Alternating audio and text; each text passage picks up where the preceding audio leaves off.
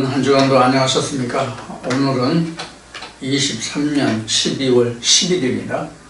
12월 10일인데 금년도 벌써 이제 20일만 남겨놓고 있죠. 오늘 10일이니까요. 여하튼 금년 23년 한 해 남은 시간 동안 한 해를 잘 마무리하시고 무엇보다도 건강과 그 가정의 평안이 이루어질 수 있도록 기원하고 여러분들에게 부탁 말씀을 드립니다.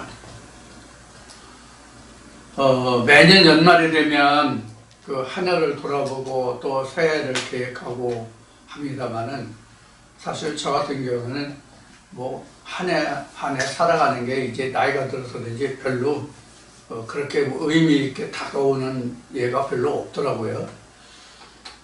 다만 이제 저에게는 바라는 것이 지금 이 말씀으로 함께하는 여러분들의 삶이 믿음의 삶으로 좀 더 승화되기를 바라고 말씀의 깊이가 좀 더해지기를 원하고 하나님 나라의 지경이 넓어지기를 원하고 그러는 것 외에 다른 것이 없어요. 사실 아무런 세상으로 보면 진짜 아무런 소망과 낙이 없어요. 사실 이제 인생을 살 만큼 살아서 그런지 이제 살아도 이제 별다른 게 없잖아요. 자, 인생이 뭐 잘 먹고 잘 사는 것 외에는 바랄 게 없어. 아무것도요. 이제 뭐 나이가 이제 80이 다 되니까 뭐 내가 어떤 세상에 나와서 어떤 뭐 권세나 지위를 바라겠어요? 뭐 하겠어요? 아무것도 없잖아요. 이제 아버지 일 열심히 하다가 언제 부르실지 모르지만 부르시는 그날에 저도 이제 남은 관문인 둘째 사명을 일으키고 아버지의 보좌에 가야 되겠다는 그것 외에는 아무것도 지금 없는 그런 실정입니다. 자, 여러분들 오늘도 저와 함께 하나님 나라와 그 의를 인해서 달려가는 오늘 하루 되기를 바라고요. 자, 지난주에 이사야 28장을 했죠. 2시간을 했는데 13절까지인가를 아마 했을 거예요. 자, 13절까지 말씀을 나눴는데, 그 생수한 입술이라는 말씀에 대해서 조금 더 보충하고 넘어가기로 하겠습니다. 이 생수한 입술이라고 하는 것은 지난주에 여러분들과 말씀과 같이 다른 그 말이죠. 그러니까 another language예요. another language. 다른 말. 우리가 그 세상에 사는 것도 고린도전서 12장부터 14장까지 보면은 그 은사에 관해서 사도 바울이 아주 적나라하게 자세하게 설명하고 있죠. 그 중에서 이제 그 은사들 중에 보면 이거 우리가 방언이라는 말이 나오죠. 방언이라는 말이 나오는데 방언의 은사가 나오는데 방언이 교회 다니는 사람들 중에서 방언과 그 병 고치는 신유 은사를 가장 선호한다, 바란다 이런 얘기를 그 지난 주에 말씀을 드렸어요. 그런데 신유 은사에 관해서는 뭐 이견이 없으니까 별다른 말씀을 드릴 필요가 없고 이 방언에 대해서 교계에서 상당히 말이 많죠. 교계에서 방언에 관해서 상당히 말이 많고 좀 소란스럽고 목사들 간의 그 이론도 많은 그런 것이 바로 방언의 이 생수한 입술에 대한 이야기예요. 이 방언에 대해서는 그 사도 바울이 고린도전서 14장에서 언급한 것을 보면 어떻게 언급하고 있냐면 고저장단이 없는 것은 방언이 아니다 이렇게 이제 그 언급을 하고 있죠. 고저장단이 없는 것이라고 하는 것은 그때 사도 바울 때나 지금 우리가 살고 있는 이 시대에나 아마 그런 유사한 방언들이 있었다는 반증을 우리가 볼 수 있어요. 예를 들면 우리가 저도 그 여러 집회에 다니면서 들어본 또 그 하는 그 일들을 목사들이 하는 일이죠. 성도들을 붙잡고 하는 일들을 여러 차례 목도하고 또 겪은 경험, 그 바탕을 보면 이 방언이라고 하는 것이요, 방언이라고 하는 것이 고처장단이 없잖아요. 예를 들면 가장 많은 방언이 아마 랄랄랄랄랄랄랄랄랄라 이걸 거예요. 이게 제일 많은 방언으로 알고 있어요. 저도 여러 집회나 이런 것을 다녀보고 또 저도 집회에 참석해보고 또 저도 집회를 해봤습니다만은 저는 말씀 외에 다른 것을 한 것이 없어요. 그리고 방언은 목사에 의해서 방언이 터진다들 이렇게 많이 표현하죠. 근데 방언이 터진다고 말하는 것은 이거는 뭐랄까 좀 속된 말로 좀 이건 웃기는 얘기죠. 웃기는 얘기.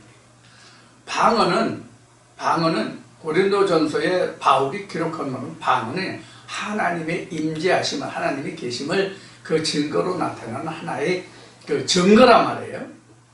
그래서 하나님이 주시는 것에 방언이 임한다, 신의 은사가 임한다 이렇게 말해야 맞아요. 예를 든다면 다른 것으로 말씀을 드린다면 우리 천국에 간다 이렇게 얘기하죠. 하늘에 올라간다, 천국에 간다 이런 말을 하잖아요. 그러나 요한계시록 21장의 말씀을 보면 우리가 천국에 가는 것이 아니라 하나님이 내게 오시는 거란 말이에요. 하늘에 있는 하나님의 나라가 땅에 내려와 사람과 함께 왔다고 되어 있거든요. 그래서 우리가 같은 용어, 같은 말을 하는 것 같지만 그 말 뜻에는 전혀 다른 의미가 들어있기 때문에 우리가 천국에 간다는 우리가 아버지 나라에 가는 거가 되지만 사실 천국은 임하는 거란 말이에요.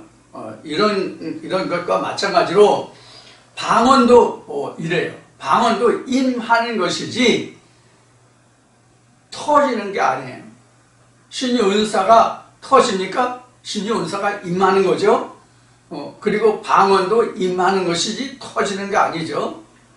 그래서 우리가 이 언어를 좀 많이 수정하고 정비해야 할 필요가 있어요. 그러면 이제 사도 바울이 이야기한 방언의 종류를 보면 이제 어떤 의도는 통역이 가능한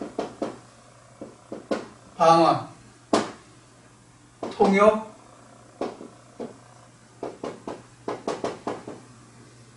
불가한 방언 이렇게 있단 말이에요. 크게 따지면. 그러면 이 통역이 불가한 것은 나와 누구든지 나예요. 나와 그 신,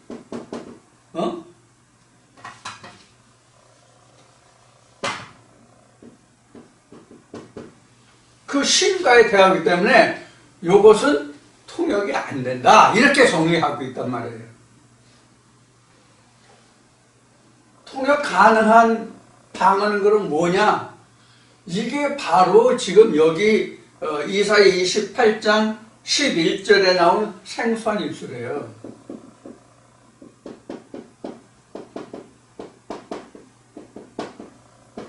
이렇게 생각해야 돼요. 이건 통역 가능한 거란 말이에요. 첫째에서 통역 가능한 방언이 뭐냐면 외국어가 일단은 방언이고요. 물론 우리나라 같은 경우도 지방 사투리 많잖아요. 우리나라 특히 지방 사투리가 엄청 많은데 대한민국의 경우에 이거 다 방언이라고 얘기하잖아요. 그래서 우리가 전라도 가면, 경상도 가면, 제주도 가면, 충청도 가면, 강원도 가면 이렇게 각 지방마다 우리나라는 다 방언이 있잖아요. 지금은 남북으로 갈라져 가지고 북한이 이제 우리 정치 체제로 다스려지지 않는 그런 지역이 있는데 거기서 가면 함경도, 평안도 이게 방언이 다 다르잖아요. 이게 방언이 나오잖아요. 자, 이런 것들은 바로 통역이 되는 거란 말이에요. 그래서 외국어 같은 거는 이거는 통역이 되잖아요, 외국어는. 그리고 성경도 통역이 되잖아요. 전국사 이상한데 성경이 무슨 통역이 필요해? 이렇게 이야기하실지 모르겠지만 성경이 우리가 바로 볼 수 있는 언어가 아니잖아요. 글자를 읽지 못해서 바로 볼 수 있는 언어가 아니라고 하는 게 아니에요. 성경은 그동안 여러분들에게 여러 번 말씀드리지만 시편 78편 1, 2절 보라고요. 하나님 어떻게 말씀하셨는지. 그 다음에 마태복음 13장에서 1절부터 끝까지 10분의 뒤에서 제자들에게 예수가 어떻게 말했는지를 보라고요. 그래서 성경은 모든 것이 다 비유적으로 되어 있단 말이에요. 그리고 첫째, 성경이 우리가 풀어야 할 이유가 뭐가 있냐면 하나님이 뼈와 살이 없기 때문에 하나님은 직접 말씀하시지 않잖아요. 사람을 힘입어서 말씀하시잖아요. 그렇기 때문에 가장 대표적인 말씀이 시편 78편에 기록된 바와 같이 하나님이 인간의 언어를 들어서, 그것도 히브리어와 헬라어를 들어서 하나님을 드러내셨단 말이에요. 그러니까 우리가 히브리어, 헬라어를 통해서 번역된 것이기 때문에 그 번역된 것을 다시 우리가 인간의 언어로 쓰여진 것을 다시 하나님의 언어로 바꾸어서 전해주어야만 우리가 그 말을 알아들을 수 있잖아요. 예를 들어서 지금 생수한 입술에 관해서 지금 말씀드리고 있잖아요. 이 생수한 입술이라는 것이 우리 언어가 아니란 말이에요. 이게 하나님의 언어지. 이게 또 지금 우리는 생수한 입술이라고 우리가 번역되어서 읽고 있지만 지금 이게 구약은 히브리어로 기록이 되어 있잖아요. 히브리어는 어떻게 기록되는지 우리가 봐야 되잖아요. 그럼 그것도 번역이잖아요. 그래서 우리가 보고 있는 이 성경은 원어가 아니라 사실은 복사본이잖아요. 번역본이잖아요. 그렇기 때문에 우리가 이 성경을 풀어서 설명을 드려야 되거든요. 이 자체가 뭐예요? 이 자체가 바로 통역이에요. 성경을 여러분들이 통역해야만 알아들을 수 있단 말이에요. 통역이 필요 없는 것이라면 여러분들이 이 성경을 읽거나 제가 읽거나 그 누가 읽거나 다 똑같잖아요. 읽는다는 그 자체는. 그러나 누가 그 뜻을 알아서 그 뜻을 전할 거냐 하는 거예요. 성경에 기록되는 누가 우리의 사정을 알아, 하나님의 사정을 알아서 하나님의 그 사정을 이야기하겠느냐라고는 성경 말씀과 같이 신의 감동이 되지 않으면, 이사야 34장에서 이제 이런 부분을 다시 또 공부하겠지만은, 하나님이 그 사람에게 하나님의 신을 부어서 하나님의 신에 감동되지 않고서야 어떻게 하나님의 말을 전하겠냐고요. 지금 말씀드린 말씀 이제 이사야 34장에 가면 이제 말씀을 나누겠다고 얘기인데, 거기 그 말씀에 가면 또 이제 아모스 말씀까지 같이 아울러서 하나님이 이렇게 역사하신다 하는 것까지 이제 여러분들과 말씀을 나누게 될 거예요. 그래서 하나님이 모세와 같은 자를, 그래서 하나님이 예수와 같은 자를 세상에 보내서 당신이 어떠한 존재라고 하는 것을 인간들에게 알게 하신 거예요. 그래서 예수 같은 경우에 성경이 어떻게 증거하고 있어요? 중보자라고, 중매자라고 성경은 설명하고 있잖아요. 그러니까 하나님과 인간 사이에 중매자, 중보자, 가장 큰 중보 역할을 하는 것은 요한복음 14장에서부터 설명하고 있는 보혜사 성령이죠. 자, 이러한 그 신의 역사를 통해서 하나님이 인간의 언어를 빌어서 기록한 이 말씀을 다시 하나님의 언어로 번역해주는 이 자체가 통역이란 말이에요. 그런데 지금 이사야를 지금 28장에 이르러 있는데 이 이사야 말씀을 보면은 이스라엘의 하나님의 선지자들이 제사장들이 그렇게 했느냐는 말이에요. 안 했잖아요. 그렇게 안 했기 때문에 지금 28장에 이사야 28장에도 보면 북이스라엘 에브라임에 대한 이 멸류관에 대해서 그들이 가르치고 전하는 것에 대해서 여기서도 조금 저기서도 조금 경계를 교훈을 더 한다라고 지금 말씀하고 계시잖아요. 이건 바로 뭐냐면 하나님의 신이 명령하시고 말씀하시고 이스라엘 내 백성들에게 전해서 그들이 내게 돌아오고 그들에게 평안을 주라고 하였으나 너희는 그렇게 하지 않았다라고 28장에 기록하고 있잖아. 지난주에 우리 공부한 것 같이요.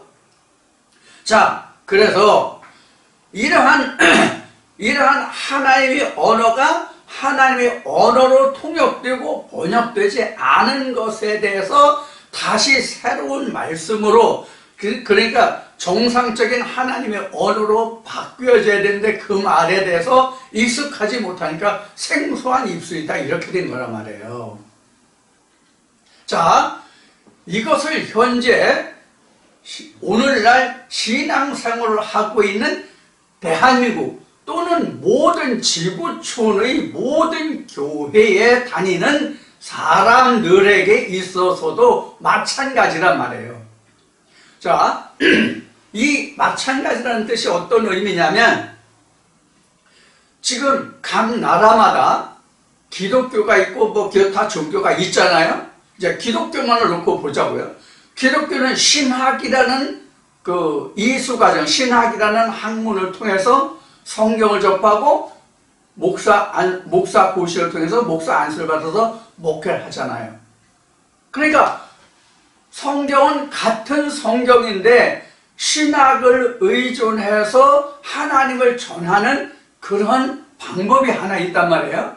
이게 가장 대표적인 그 하나님의 언어를 구사하는, 대언하는, 통역하는 일을 담당하는 자들이 목사들이죠. 그럼 목사들은 하나님의 언어를 신학의 언어로 바꿨단 말이에요. 쉽게 이야기하면. 자, 그래서 신학을 하는 사람들은 하나님을 신학의 언어로 바꿨어요. 이것을 성경에서는 어떻게 기록하고 있느냐면 요한복음 7장에서 바리새인들이 예수를 평가하기를 어떻게 평가했냐면 저가 우리가 다니는 바리새인 학교를 다니지 않았는데 저가 그를 아느냐 이렇게 기록하고 있거든요. 여기서 바리새인 학교라는 말은 없어요. 저가 배우지 아니했는데 그를 아느냐 이렇게 나왔어요. 근데 이것이 원문을 보면은 저가 신학을 하지 않았는데 성경을 아느냐 그 뜻이 된단 말이에요. 자, 그러면 2000년 전 유대 땅이나 2000년 유대 땅이나 현재나 신학을 해야만 하나님을 아는 것으로 여겼다는 것을 우리가 반증하고 있는 말씀이죠. 자, 그러면 신약 때 예수 때만 그랬느냐? 아니란 말이에요. 구약 때도 그랬단 말이에요. 구약 때 가장 대표적인 것이 뭐예요? 아합의 왕 이세벨이 그 바알의 선자 450을 키워가지고 누구와 대적하게 했어요? 엘리야와 대적하게 했잖아요. 이게 열왕기상 18장에 보면 잘 나타나 있잖아요. 갈멜산의 기도요. 자, 그래서 우리 이 한국에서도 갈멜산 기도원이 있었죠. 지금도 아마 있을 거야.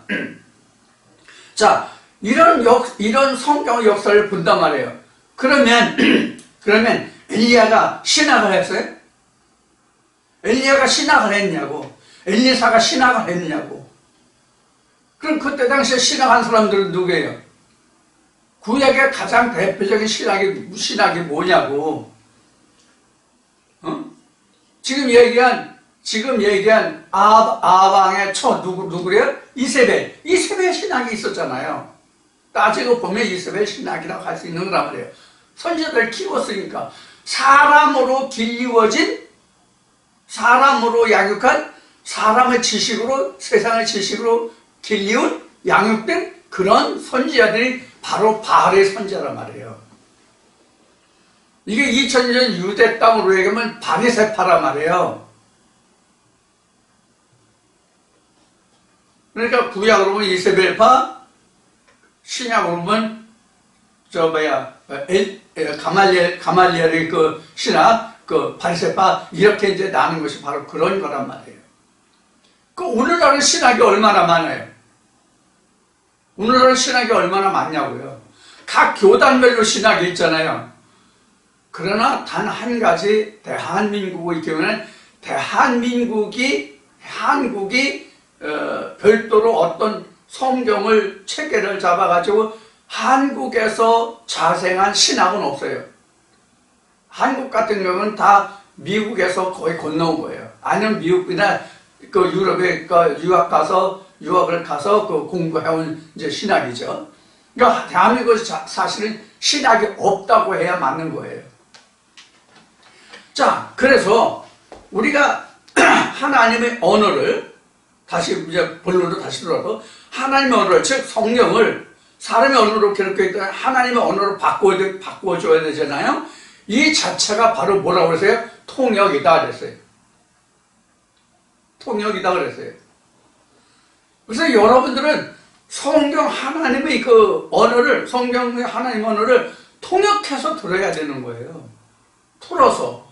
그러니까 통역이라는 것을 번역하면 그게 설교가 되는 거예요. 설교.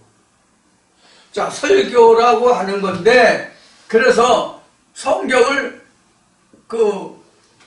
보면은 방언이라는 것이 배고예요. 예를 들면 사도행전에 보면 각 나라 사람들이 왔는데 자기 나라 말로 들림이 어찌미뇨 이랬잖아요. 그렇죠? 그럼 이제 성령의 감독으로 들었다 이렇게 우리가 볼 수 있는 거예요. 자, 신의 역사죠. 그 다음에 이 성경을 놓고 푸는 이것을 얘기하는 거예요. 그러니까 우리가 신학은 신학대로 방언으로 말하고, 이거 다시 성경으로 오면 모세는 모세의 언어로 말하고, 이세벨의 문화생들은 바알의 선지자들은 그 바알의 선지자들의 언어로 말하고 이런 거예요. 같은 성경을 놓고. 그러면 엘리야와 뒤에 엘리야의 역사를 바로 이어받은 자가 엘리사잖아요. 그럼 엘리야와 엘리사가 쓰는 용어와 바알의 선자가 쓰는 용어가 같으냐고. 그러나 그들이 똑같은 것이 하나 있어요. 뭐가 똑같아요? 하나님이라는 언어는 똑같아. 하나님이라고 부르는 언어는 똑같아. 예수가 말한 것 같이 너희가 하나님이라고 하고 아버지라고 하는 그를 나도 하나님이라고 아버지라고 부른다고 말하죠. 그러나 언어는 같을지라도 그 내면의 설명을 주고 통역하는 것을 들어보면 예수가 한 말과 바리새인들이 하나님이라고 말하고 아버지라고 말한 그것이 같았느냐 하는 얘기예요. 달랐잖아요. 그래서 성경은 하나님의 선지자들이 말한 그 하나님과 성령에 관해서 말하기를 누가 우리 전한 바를 듣고 믿었으며 옳다 시인했느냐 이렇게 말하고 있는 거란 말이에요.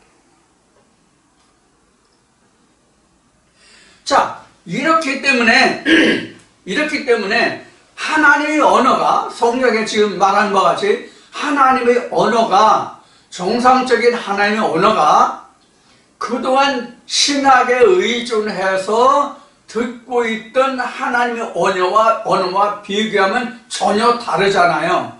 그래서 생소한 입술이 되는 거예요. 전혀 다른 언어가 된다고. 여러분들이 잘 느끼고 겪으시는 바 같이 우리가 전하는 이 말씀을 다른 교회에 다니는 일반 신학에 의존해서 교회에 다니는 분들에게 이 말씀을 가져다가 그 사람들과 같이 말을 하려면 소통이 돼야 안 돼요. 안 되잖아요. 2단, 3단 미쳤네, 뭐 어쩌네 이러잖아요. 이게 바로 무엇 때문에 그래요? 생소한 입술. 한 번도 들어보지 못한 것이기 때문에 그래요. 이제 다음 주면 이제 크리스마스가 오는데 이 크리스마스 자체도 그렇잖아요. 24일날 이제 별도로 그 성탄에 대해서 말씀을 나눌까 지금 생각을 하고 있는데 바로 이러한 것들이 우리가 하나님의 다른 언어를 사용하고 잃어버렸던 하나님의 언어를 되찾으려고 하면 그들과 부딪히는 거예요. 이게 바로 생소한 입술이에요. 그러니까 하나님의 말씀을 뭐로 고쳐요? 뭐로 한다고 그랬어요? 앞에 경계의 경계를 교훈의 교훈이라서는 이 경계라는 것이 잘못되지 않게 살피고 조심한다 그런 뜻도 있지만 그런 원래 사전적인 그런 의미가 있지만 본래 이 히브리에서 채택하고 있는 이 경계라는 것은 지난주에도 여러분들에게 말씀을 드렸듯이 하나님의 말씀을 어떤 명령, 어떤 교훈, 지켜야 할 것 이런 정도로 가르친단 말이에요. 즉 도덕이 되었다는 얘기예요. 쉬운 얘기로. 하나님의 말씀은 절대로 도덕이 아니에요. 하나님의 말씀은 절대로 도덕이 아니라 하나님 당신에 관한 말씀이거든요. 하나님 당신에 관한 말씀이고 그 하나님의 말씀에 대해서 인간이 어떻게 그 말씀을 받아서 하나님 같이 되느냐 하는 거거든요.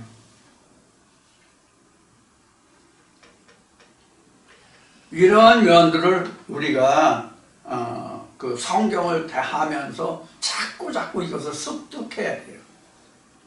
그래서 제가 그런 말을 많이 했죠.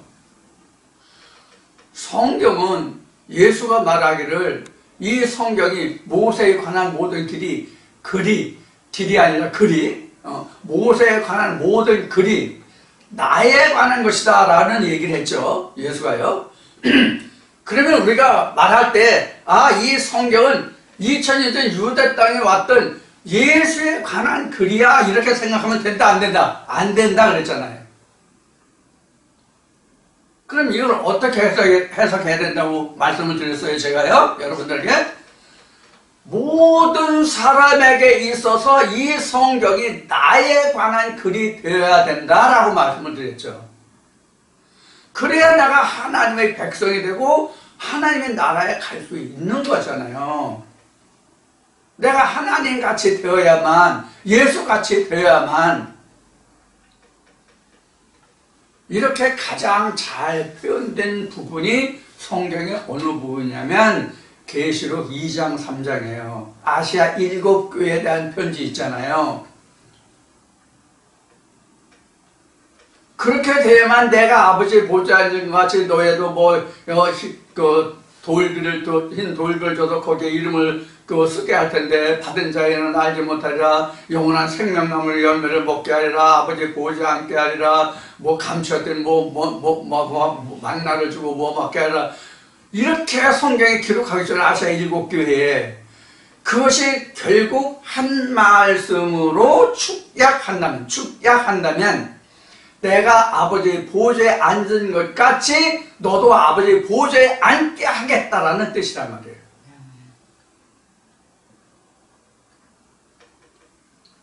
그래서 우리는 지금 외국어를 배우고 있다 이렇게 봐야 돼요. 지금 생소한 입술 때문에 여기까지 이 말씀을 이렇게 장황하게 드리고 있는 거예요. 외국어를 배우는데 어떤 외국어냐? 영어를 배우는 거예요. 영어를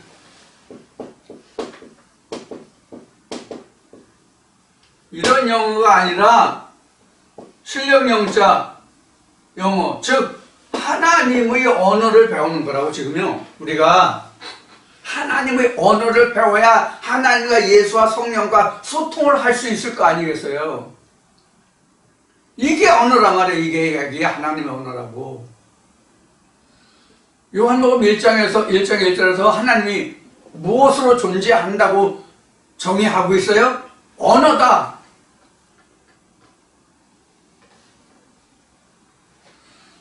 자, 그래서 여러분들에게 오늘 28장 지난주에 2시간 13절까지 했는데 그 중에서 이 생수한 입술에 관해서 지금 여러분들에게 말씀드리고 있는 거고, 이 생수한 입술에 대해서는 이사야 34장에 가면 또 자세히 또 나와요. 자세히 나오니까 그때는 아모스 말씀과 함께 아울러서 그때 다시 한번 이 말씀에 관해서 증거해드리고 방언에 대해서도 좀 더 그때 다시 또 말씀을 드리도록 하겠습니다. 그리고 일단 방언에 나왔으니까 이 통역이 불가한 언어는 자기가 하나님과 자기 신과 대화하기 때문에 통역이 될 수도 없고 통역하지 않는다. 자기와 하나님과의 관계, 자기와 그 신과의 관계이기 때문에 통역이 안 된다. 이렇게 얘기했죠. 그런데 이제 오늘날 우리가 이 방언에 대해서 그 말썽이 많은 것은 교회에서 방언에 대해서 말썽이 많은 것은 왜 그런가 하면 고린도전서 14장에서 그 고조 장단이 없으면 이런 얘기를 했죠. 나팔을 부는데 항상 똑같은 음으로 하면 높이나 그 길이가 그러니까 음계죠. 그 음악으로 얘기하면 음계나 그 길이 박자, 이 박자가 36분의 1박자인가? 거기서부터 시작해가지고 1박자, 2박자, 3박자, 4박자까지 나오죠. 제일 긴 음표가 4박자죠. 자, 이와 같이 박자의 길이나 또 음계가 이제 우리 동양에서는 궁상각치로 5음계를 쓴다면 서양에서는 7음계, 도에서부터 위에 도에까지 해서 7음계를 쓰죠. 그래서 동양은 5음계, 서양에서는 7음계를 쓰는데 이 음계와 박자가 항상 똑같다면 이것이 바울이 증거한 바는 이게 기상나팔인지 전투나팔인지 태각하라는 건지 뭐 즐거워서 춤추라고 노래하라는 건지 이런 걸 어떻게 알겠냐 이렇게 얘기하잖아요. 이게 무엇을 이야기하냐면 앞에 말씀드린 것 같이 오늘날도 방언을 랄랄랄랄랄룰룰룰룰룰 이런 거 이런 건 방언이 아니다 그런 얘기란 말이에요. 사도 바울이 말하는 게. 근데 제가 앞에 말씀드렸듯이 여러 집회를 가보니까 사람들을 불러 앉혀가지고 랄랄랄랄랄 해봐 이렇게 해서 뭐 이게 방언 터뜨린다고 그러더라고. 그 목사 방언 잘 터뜨려 이렇게 얘기하더라고. 그 현장에서. 이건 방언이 아니란 말이에요. 지금 사람이 연습하면 되는 거야. 랄랄랄랄랄랄라 이거 못할 사람 어디 있어? 어느 동영상에 보면 그런 이야기가 있을 것 같은데 여러 번 이야기했기 때문에 이 방언에서 얘기 나오니까 지난날 제가 목회할 때 오래전에 서울 불광동에 있을 때 어느 신학을 한 목사가 새벽 예배에 출석을 했는데 그 부인이 먼저 출석하고 그 남편이 나중에 새벽 예배에 출석했어요. 이제 일요일날 주일날에 이제 자기 본교에 출석하고요. 교회에서 가까웠기 때문에 새벽 예배에 출석했는데 새벽 예배 끝나고 이제 기도 시간을 갖잖아요. 그럼 맨날 쥐를 잡재. 쥐를 잡는지 줄을 잡는지 도대체 구분이 안 돼. 계속 쥐를 잡자 그러고 있는 거야. 그래서 한 번은 이야기를 한 적이 있었는데 이런 게 바로 교회는 하나님의 몸된 집이라고 우리 그렇게 알고 있잖아요. 교회와 하나님을 욕되게 하는 거예요. 이게 무슨 뜻이냐고. 이게 무슨 뜻이냐고. 이게 바로 바울이 말한 고저장단이 없으면 그게 기상나팔인지 취침나팔인지 전투나팔인지 태강나팔인지 어떻게 알겠느냐 이런 얘기예요. 그건 방언이 아니란 얘기잖아요. 그걸 쉽게 이야기하면. 여러분들 중에 혹시 이런 방언을 하고 계신 분들은 이거 하나님이 주신 게 아니고 내가 한 거다, 그냥 귀신 노름이다 생각하시고 이거 다 지워버리세요.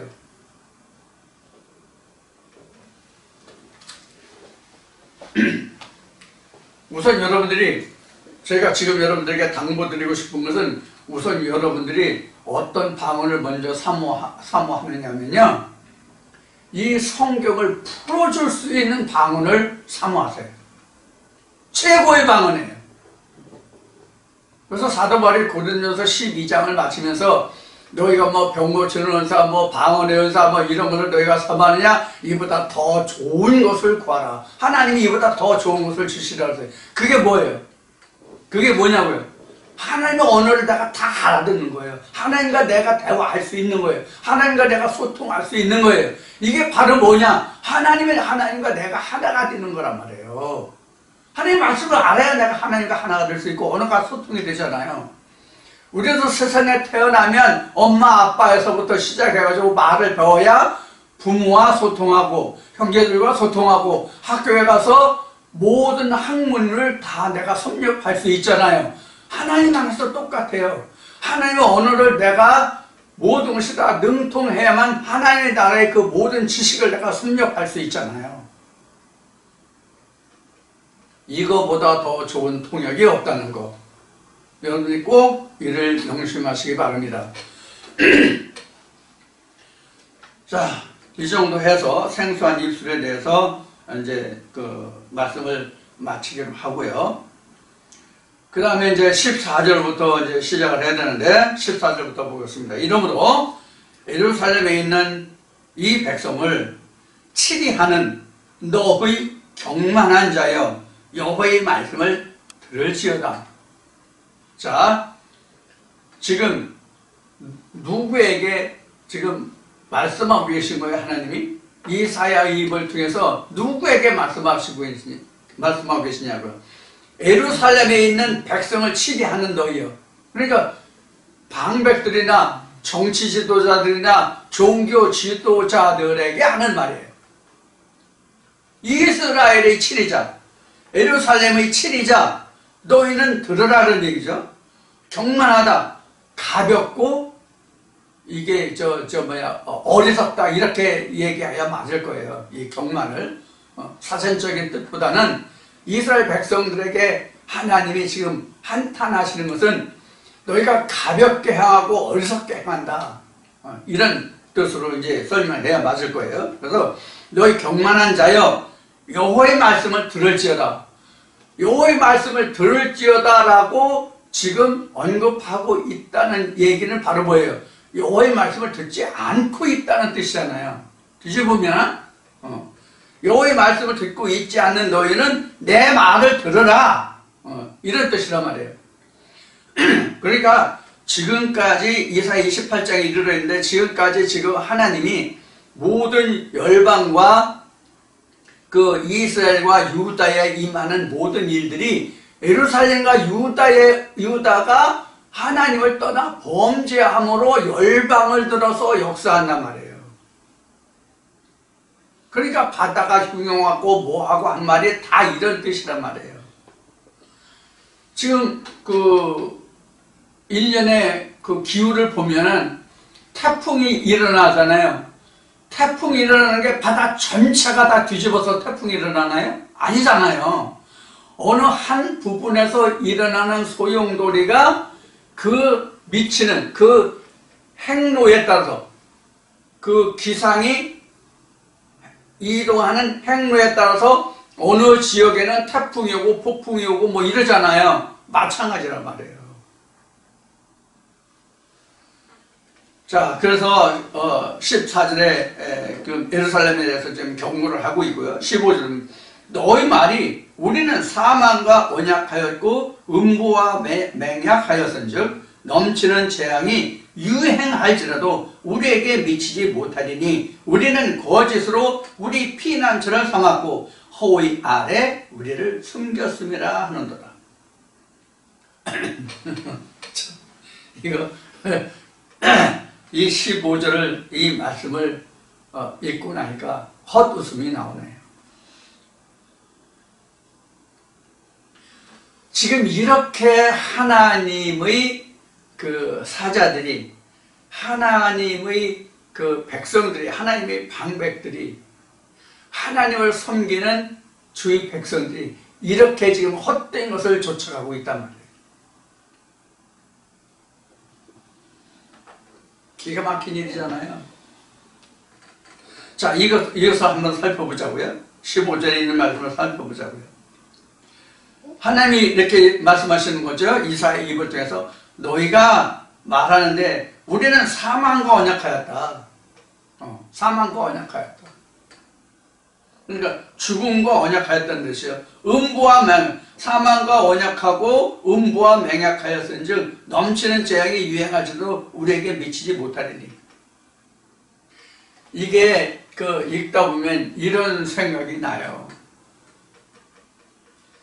우리나라가 지금 세계적으로 보면 유일하게 남은 분단국이라고 말하고 있죠, 지금.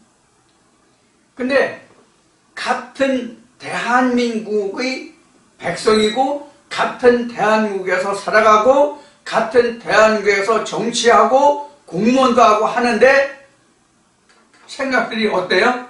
북한에 대한 공산주의에 대한 생각이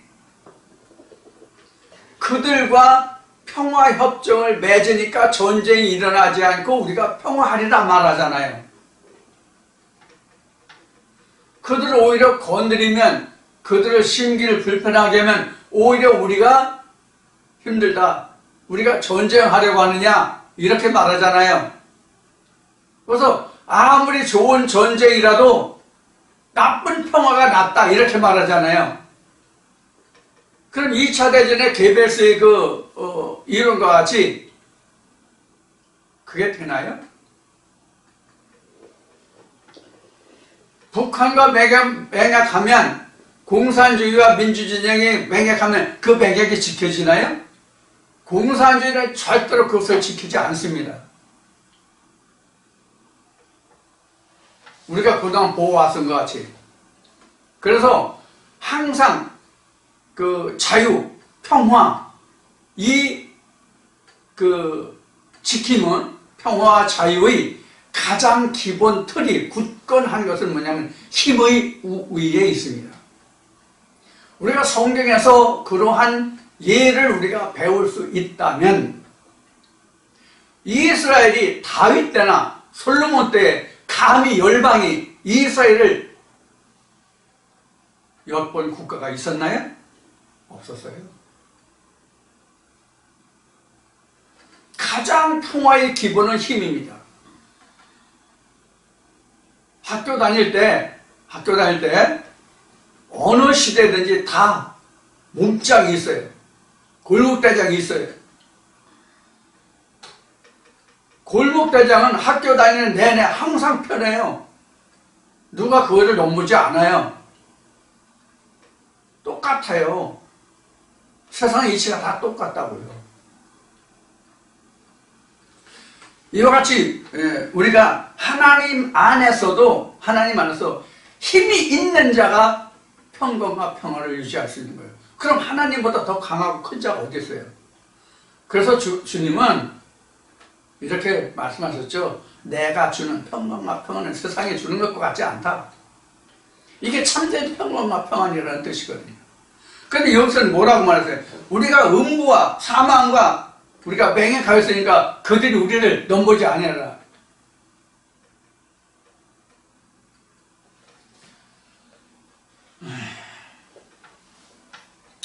이게 말이 되질 않는 얘기죠.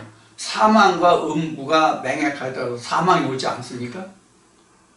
사망이 오랍니까?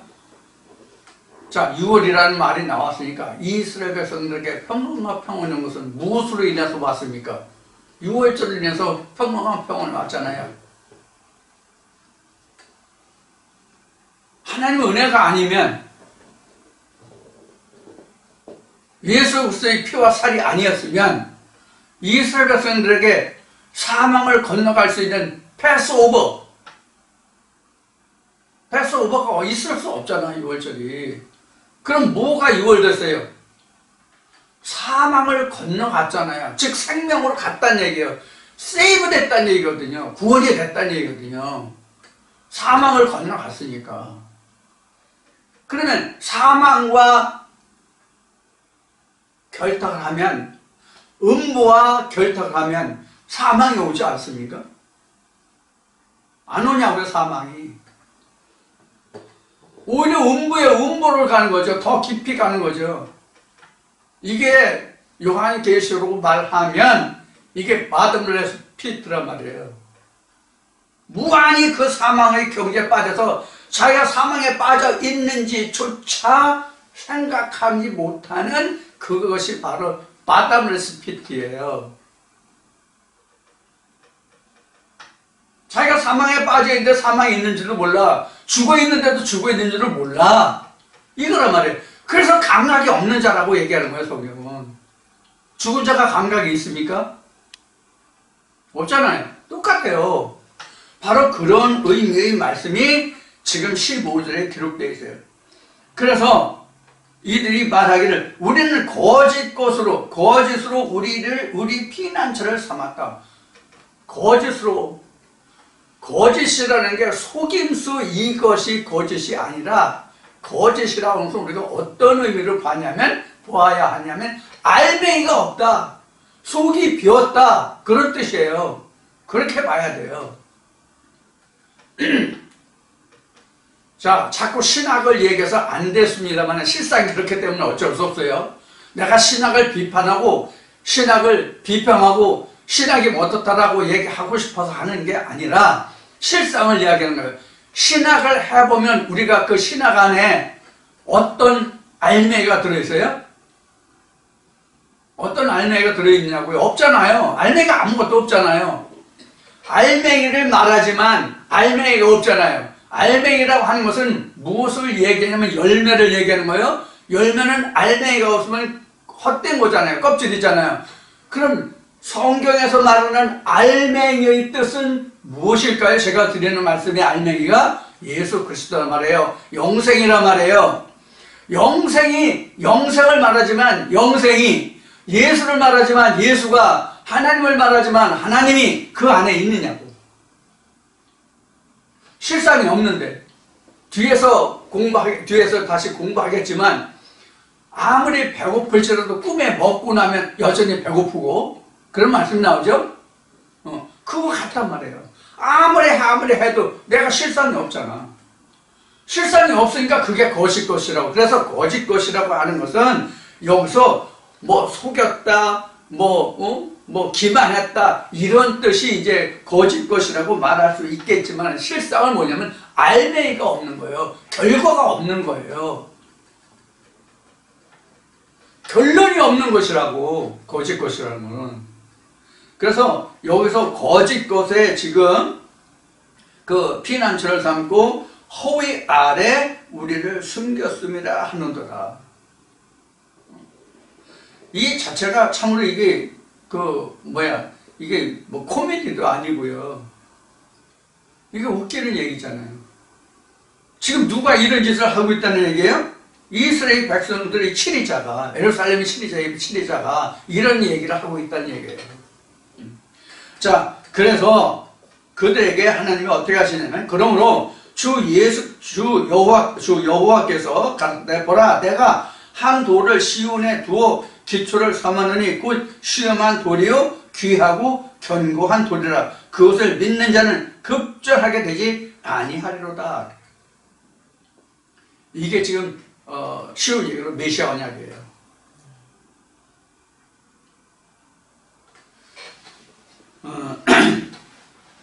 하나님이 이게 지금 이렇게 말씀하시는 것은 이게 그 생소한 입술에 대한 연장선에서 이스라엘 백성이 7일짜리 그렇게 하지 못하기 때문에 생소한 입술로서 하나님이 여기에 시험한 한 돌을 기초로 삼아서 기초돌을 삼아서 거기에 둔다.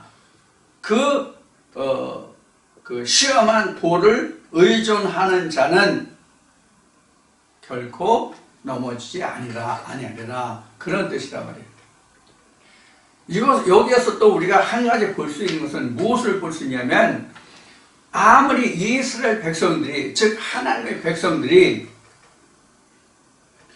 지금 15절에서 기록하고 있는 모든 헛된 것에 취하여 있을지라도 이 지금 시험한 한 돌을 두었다는 뜻은 그들 중에 하나님의 백성이, 하나님의 시험한 하나님의 백성이, 하나님의 참 선지자가 있다 하는 뜻이에요.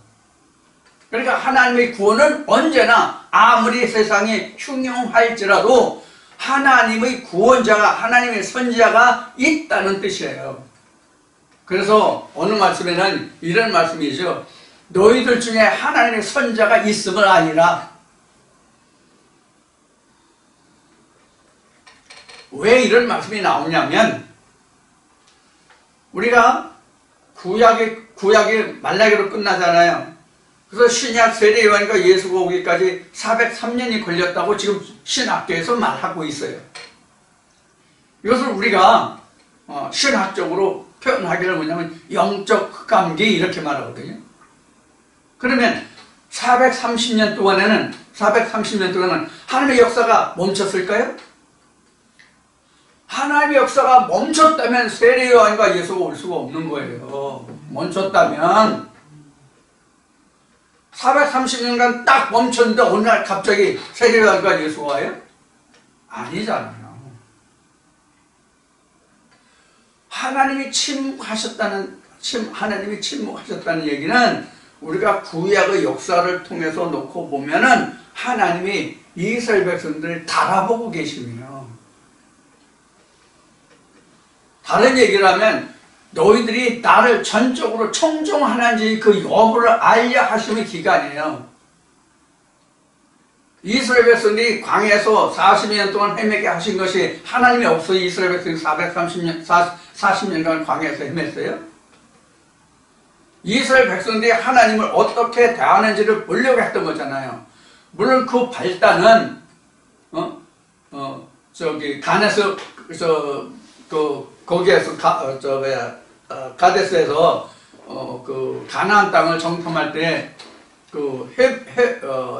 돌아와서 다시 가나안 땅 정탐의 보고 때에 하나님의 영광을 드러내지 않았기 때문에 여호수아와 갈렙만 하나님이 주신 언약의 땅이라고 그러고 나머지는 다 불평했잖아요. 그거에 대한 벌이긴 하지만 그것을 다시 바꾸면 지금 16절에서 말하고 있는 같이 너희들 중에 지금 이게 시험한 돌이 출애굽대로 보면 누구예요? 여호수아와 갈렙이란 말이에요. 시험한 돌이 이스라엘 백성들 중에.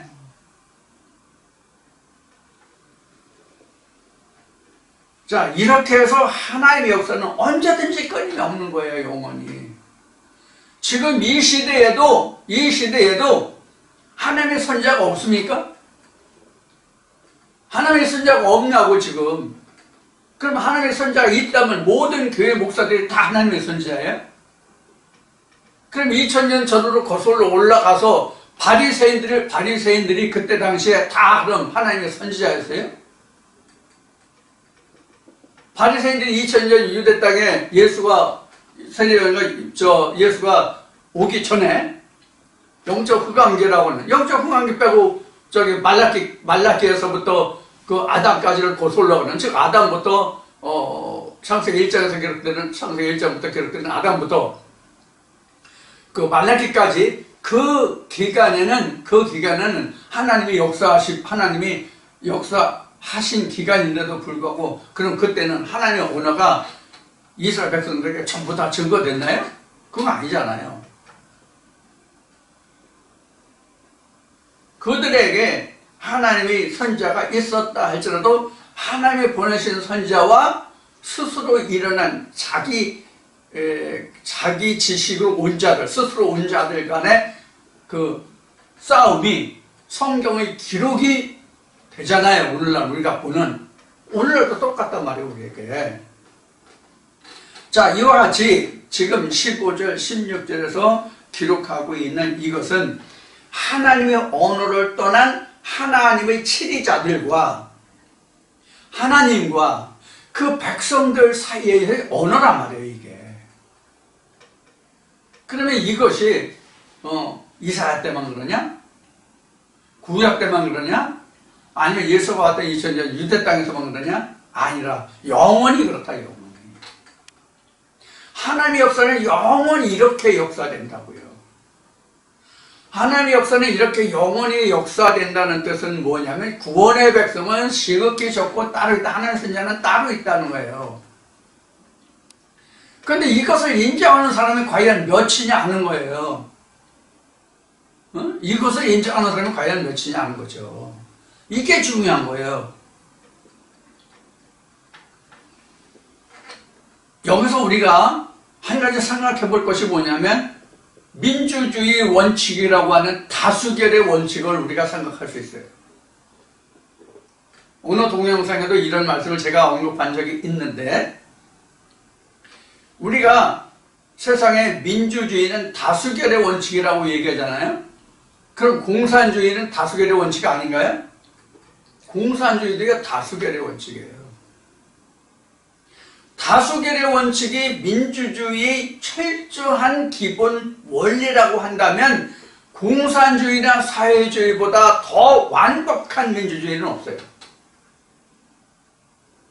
왜 그런가 하면 공산주의는 찬성률이 적어도 99%예요. 적어도 99%라고. 그럼 이보다 더 민주적인 게 어디 있어요? 이것을 우리는 다수의 횡포라고 말하는데, 이 다수의 횡포가 바로 전형적인 공산주의와 사회주의예요. 다른 이론이 없잖아요. 누가 한마디 하면 그것이 절대적인 명령이 돼서 그 누가 한 사람이라도 그에 대해서 이의를 제기할 수가 없어. 그래서 찬성률이 99% 나오는 거예요. 그래서 다수결의 원칙이 이와 같이 가장 민주적인 원론이 될 것 같지만 가장 부패하고 썩은 그런 정치체제가 되는 거예요. 이와 같이 예수 때나 그 이스라엘 백성들이 다 이와 같은 개념으로 살았단 말이에요. 그래서 바리새인들에서 대적하면 다 2단이고 3단이야. 그래서 당시에 예수보다 더 2단이었던 자가 없잖아요. 이제 여기에서 이제 생겨난 것이 여러 가지가 있겠지만, 이제 그 중에서 하나가 우리가 대표적으로 말할 수 있는 것이 이제 영지주의인데, 영지주의라고 하면 예수보다 더 영지주의자가 없죠. 구약 때는 선지자들보다 영지주의가 없죠. 신약에 와서는 예수의 제자들 외에 제자들보다 더 영지주의자가 없죠.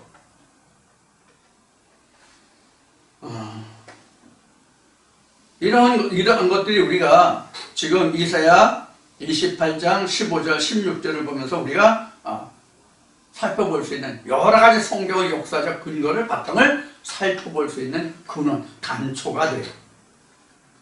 자, 이제 17절부터 이어지는 말씀은 잠시 쉬었다가 여러분들과 함께 다시 시작하겠습니다. 잠시 후에